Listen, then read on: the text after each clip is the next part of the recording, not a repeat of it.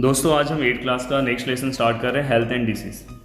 Health and disease ये lesson बहुत ही important है। एक्चुअली ये जो टाइम से हम इस जो दौर से हम गुजर रहे हैं, आपको पता होगा कि यहाँ पे हेल्थ का ही प्रॉब्लम ज़्यादा है। डिसीज़ कोरोना वायरस का इफेक्ट चारों ओर है, जिसकी वजह से आज हम अपने घरों पर बैठे हुए हैं। तो इसलिए आपको हेल्थ एंड डिसीज़ के बारे में समझना बहुत ही इंपॉर्टेंट है। दूसरी चीज़ कि ये लेसन आपको बहुत ही डिफ़िकल्ट लगता है, रीज़न ये है कि इसके अंदर बहुत ही डिफ़िकल्ट नेम्स आते हैं, बहुत ही अलग अलग डिसीज़ के नाम आते हैं, पैथोजन के नाम आते हैं, तो आपको ऐसा लगता है कि बहुत ही डिफ़िकल्ट लेसन है। बट दोस्तों कोई भी आपको टेंशन लेने की ज़रूरत नहीं है, मैं आपके साथ हूँ। आपको हर एक नेमिंग मैं आपको याद करा के दूंगा। तो गाइस जहाँ जहाँ पे कुछ चीज़ें इंपॉर्टेंट है मैं आपको बता दूंगा। देखो यहाँ पे सबसे पहला आपको जो यहाँ पे डेफिनेशन दिखाई दे रहा होगा, सबसे इंपॉर्टेंट डेफिनेशन हेल्थ।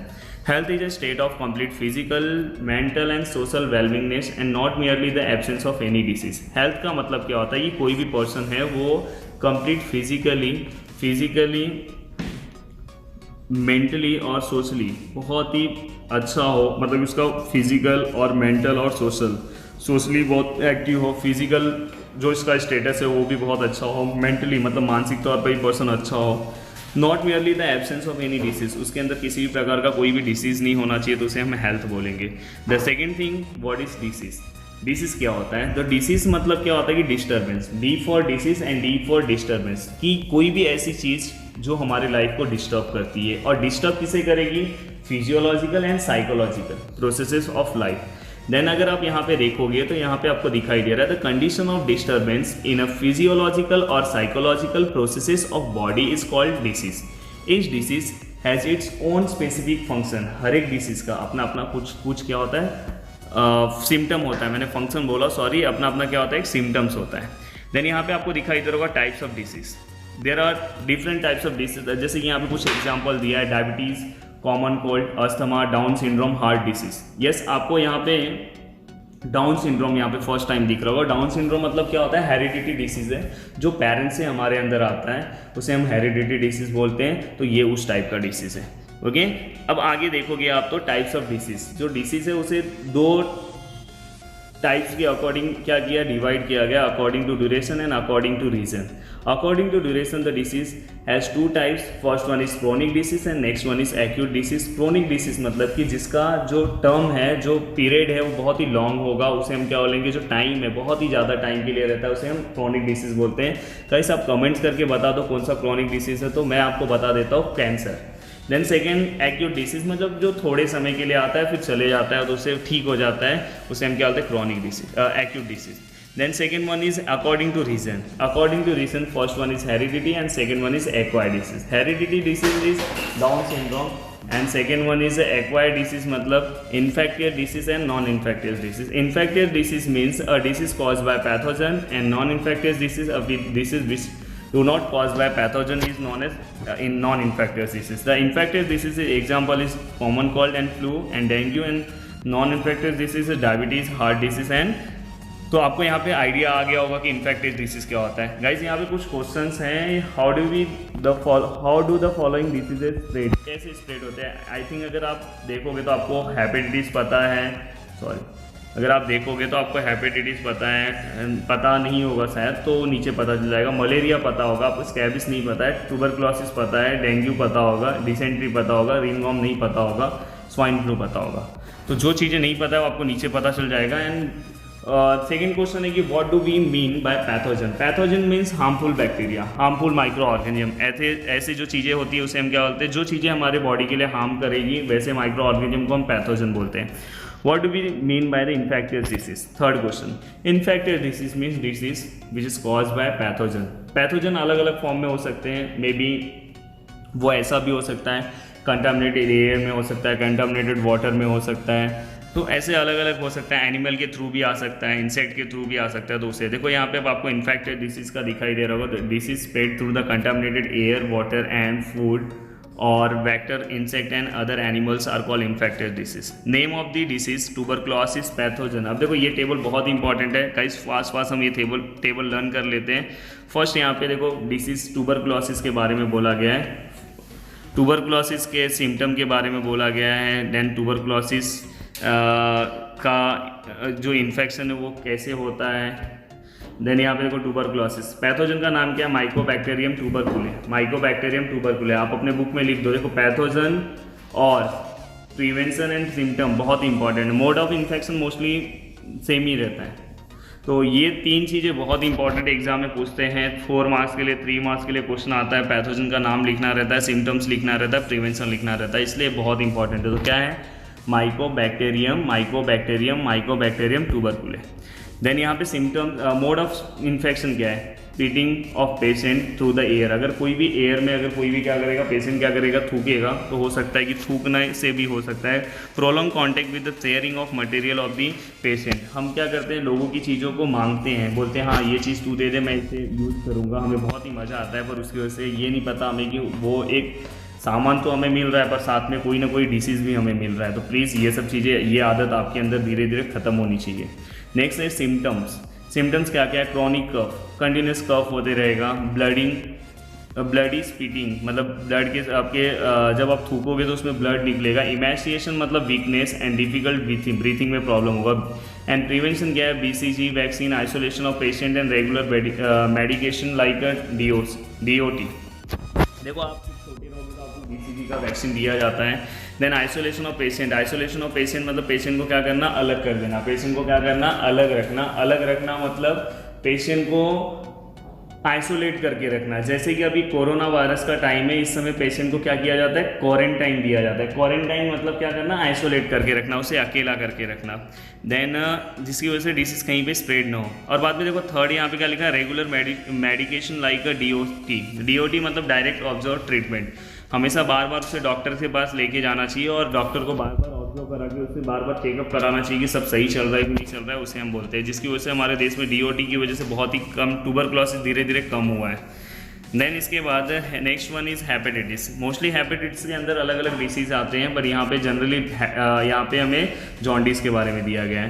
हेपेटाइटिस कौन के पैथोजन की वजह से होता है, तो यहाँ पे virus A B C D E है। बाद में contaminated water, sharing of needles and blood and transfusion. तो ये सब अलग अलग चीज़ों की वजह से ये हो सकता है। मोस्टली ये जॉन्डिस के बारे में यहाँ पे बता रहा है, इसलिए ये ब्लड ट्रांसफ्यूजन जो है वो एड्स से रिलेटेड है, वो भी हेपेटाइटिस के अंदर आता है। बाद में यहाँ पे आपको दिखाई दे रहा होगा anorexia, yellow urine, general weakness, nausea, vomiting, grey stool. Anorexia मतलब खाने पीना पेशेंट जब बंद कर देता है।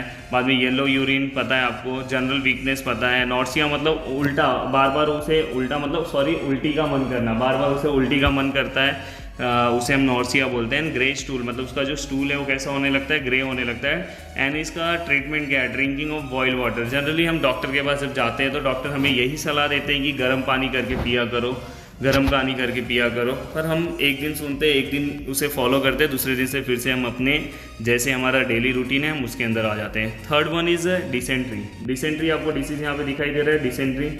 डिसेंट्री जो डिसीज़ है, डिसेंट्री जो डिसीज़ आपका है वो, उसे हम हिंदी में क्या बोलते हैं, पेचिस बोलते हैं। पेचिस मतलब पता है ना, जब आप वॉशरूम कंटिन्यूस, आपको बार बार पेट में दर्द होगा, आप वॉशरूम जाओगे और कंटिन्यूस आपको क्या होगा, उसके अंदर से क्या होगा, बार बार प्रॉब्लम क्या होगा कि आपको ब्लड जाएगा, आपके स्टूल के थ्रू क्या जाएगा, ब्लड जाएगा। देन यहाँ पे कौन कौन से ये पैथोजन की वजह से होता है, तो bacteria, virus, shigella, bacilli and amoeba histolytica. तो ये जो अलग अलग पैथोजन है इसकी वजह से होता है। तो पहला कौन सा है, बैक्टीरिया, दूसरा क्या है, वायरस, तीसरा क्या है, सीगेला, चौथा क्या है, बेसिली, पांचवा क्या है, and amoeba histolytica. Then contaminated food and water की वजह से ये होता है। बाद में सिम्टम्स क्या है इसके, वाटरी स्टूल है, पेन इन एब्डोमेन पेट के यहाँ पे मतलब पेट के नीचे का जो पार्ट है वहाँ पे दर्द होना, ड्रिंकिंग ऑफ बॉइल वाटर, सबसे ईजी आपको याद होगा, एंड ORS के बारे में आपको पता होगा। प्लीज़ आप कमेंट्स करके, आप मुझे इतना तो आपको पता होगा कि ORS का फुल फॉर्म क्या आता है, तो प्लीज़ आप मुझे कमेंट्स करके बता दो। प्लीज़ कमेंट करके बता दो। अगर आपको नहीं पता है तो प्लीज़ आप सर्च करके एक बार प्लीज़, ये आपको एक काम दिया हूँ, आपको बताना है। पता है आपको क्या होता है ORS का फुल फॉर्म? तो ORS का फुल फॉर्म है ओरल रिहाइड्रेशन सॉल्यूशन। रिहाइड्रेशन मतलब हमारे बॉडी में रिहाइड्रेट करना, मतलब फिर से पानी लेकर आना। नेक्स्ट आपको यहाँ पे दिखाई दे रहा है कोलेरा दिखाई दे रहा है। कोलेरा मतलब क्या होता है, हैजा होता है। कोरेला मतलब क्या होता है, कोलेरा मतलब क्या होता है, हैजा होता है।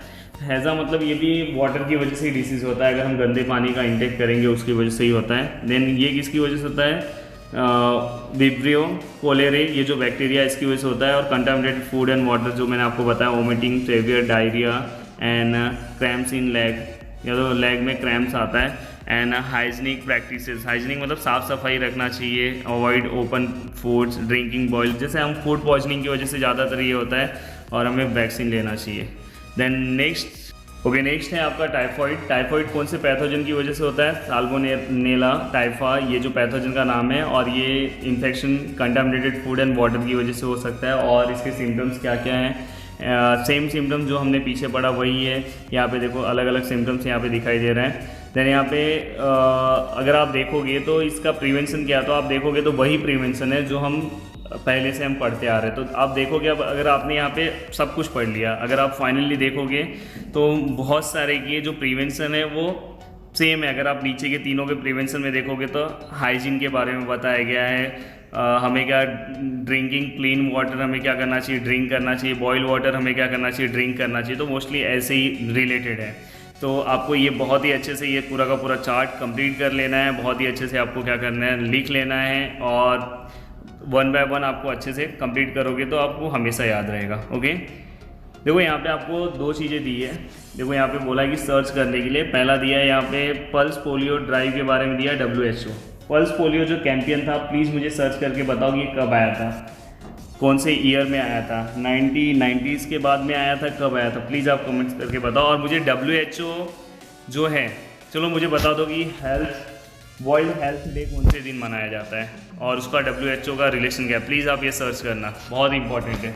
तो कौन से दिन मनाया जाता है, तो प्लीज़ आप देखना, अप्रैल में इसका मंथ है, आपको अभी से मैं थोड़ा सा हिंट दे रहा हूँ, प्लीज़ आप उसे जाके एक बार सर्च करना। ओके, शायद आपके बुक में नीचे लिखा भी होगा। अगर आप देखोगे, नेक्स्ट है some important disease of the present day. कौन से इंपॉर्टेंट है, जैसे कि देखोगे आप डेंगू बीच में बहुत ही फैला हुआ था।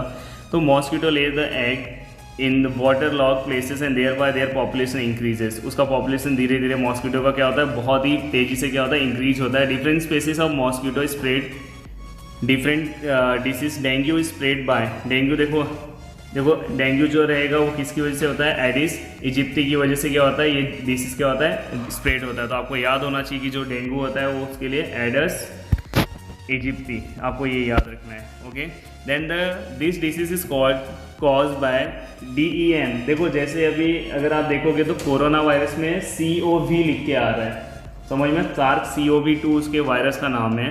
तो वैसे ही यहाँ पे इस डिसीज़ का जो वायरस था उसका नाम क्या था, DEN, डेंगू, DEN12, आपको ये याद रखना है। Virus belong to the types flavi virus, ये इसका जीनस का नाम है फ्लेवी वायरस। तो this disease is cause by the DEN12 virus belong to the types flavi virus. Flavi virus मतलब इसके जीनस का नाम है। देन सिम्टम्स क्या है, सबसे मेन है कि आपको सिम्टम्स पता होने चाहिए। एक्यूट फीवर यहाँ पे दिखाई दे रहा है, बाद में हेडेक है, वोमिटिंग है, बाद में आपको दिख रहा होगा pain in the I socket है, आई सॉकेट जो हमारा है वहाँ पे आई में पेन होगा।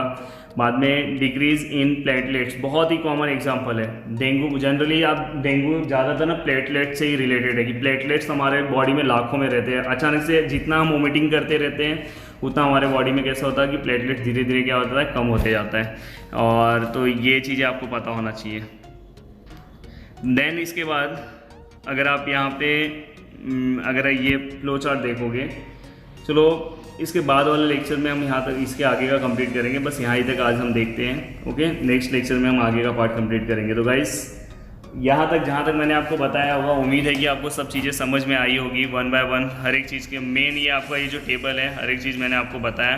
तो प्लीज़ आप घर पे रहो और स्टडी करो। लॉकडाउन के टाइम में जितना हो सके उतना ज़्यादा अपने स्टडी को कंप्लीट कर लो। अभी भी आपके स्कूल चालू नहीं है, फिर भी आप कोशिश करो कि घर से स्टडी हर एक पार्ट पहले से ही करके रखो। कहीं ना कहीं आपका स्टडी लॉस नहीं होना चाहिए, इसलिए हमने हर एक चीज़ स्टार्ट की है। तो अगर आपको वीडियो अच्छा लगा होगा तो प्लीज़ वीडियो को लाइक कर देना और नीचे एक प्यारा सा कमेंट्स कर देना। और जहाँ तक हो इस वीडियो को आप शेयर करना चाहते हो तो अपने दोस्तों में शेयर करना। और अगर आपने हमारे चैनल को अभी भी सब्सक्राइब नहीं किया तो प्लीज़ गाइस हमारे चैनल को सब्सक्राइब कर दो। Thank you so much.